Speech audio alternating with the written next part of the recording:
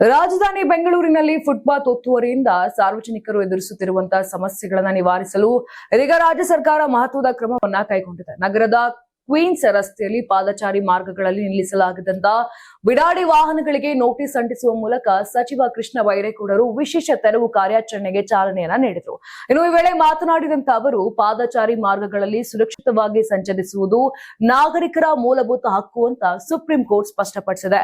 ಬೆಂಗಳೂರಿನಲ್ಲಿ ಇದುವರೆಗೆ ನಡೆದಂತ ಅಪಘಾತಗಳಲ್ಲಿ 931 ಪಾದಚಾರಿಗಳು ಮೃತಪಟ್ಟಿದ್ದು 3800ಕ್ಕೂ ಹೆಚ್ಚು ಮಂದಿ ಗಾಯಗೊಂಡಿರುವ ಹಿನ್ನೆಲೆ ಸಾರ್ವಜನಿಕರ ಸುರಕ್ಷತೆಗಾಗಿ ಈ ಕ್ರಮ ಅನಿವಾರ್ಯವಾಗಿದೆ ಅಂತ ಹೇಳಿದ್ದಾರೆ.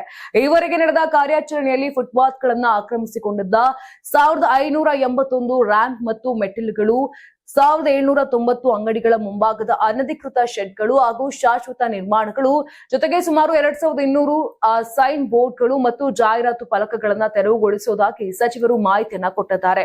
ಈ ಕಾರ್ಯಾಚರಣೆ ಬೀದಿ ಬದಿ ವ್ಯಾಪಾರಿಗಳ ವಿರುದ್ಧವಲ್ಲ ಅಂತ ಸ್ಪಷ್ಟಪಡಿಸಿದ ಕೃಷ್ಣ ಬೈರೇಗೌಡ, ವ್ಯಾಪಾರಿಗಳ ಹಿತಾಸಕ್ತಿಯನ್ನ ಕೂಡ ಸರ್ಕಾರ ಕಾಪಾಡಲಿದೆ ಅಂತ ಹೇಳಿದ್ರು. ಇನ್ನು ಪ್ರಾವಿಷನಲ್ ಟೌನ್ ವೆಂಡಿಂಗ್ ಕಮಿಟಿ ರಚಿಸಿ ಅರ್ಹ ವ್ಯಾಪಾರಿಗಳಿಗೆ ಗುರುತಿನ ಚೀಟಿ ನೀಡುವುದು ಹಾಗೂ ಪರ್ಯಾಯ ಸ್ಥಳ ಕಲ್ಪಿಸುವಂತೆ ಬಿಬಿಎಂಪಿ ಅಧಿಕಾರಿಗಳಿಗೆ ಸೂಚನೆಯನ್ನ ಕೊಡಲಾಗುವುದು ಅಂತ ಹೇಳಿದ್ದಾರೆ.